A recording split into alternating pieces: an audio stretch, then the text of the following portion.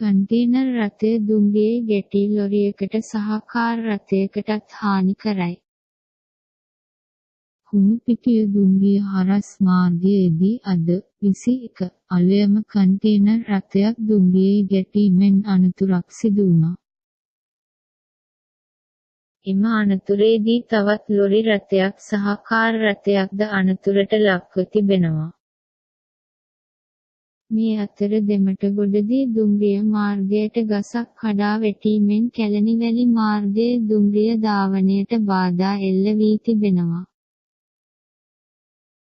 ගස කඩා වැටීමෙන් ඒ අසල හෝටලයක සහ රෙදිපිලි වෙළඳසැලක සේවය කළ පුද්ගලයක් 06 දෙනෙකුට තුවාල සිදුව තිබෙනවා.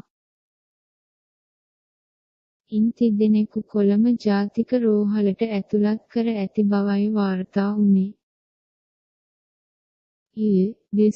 රාත්‍රී පෙරවරු 9:30 පමණ සිදුව ඇති මෙම අනතුරෙන් පසුව අද පෙරවරුව වන තෙක්ම අදාළ ගස ඉවත් කිරීමට බලධාරීන් කටයුතු කර තිබුණේ නැහැ. අද උදෑසන දුම්රිය ගමන් සඳහාද ඉන් බලපෑමක් සිදු වුණේ ඒ හේතුවෙන්.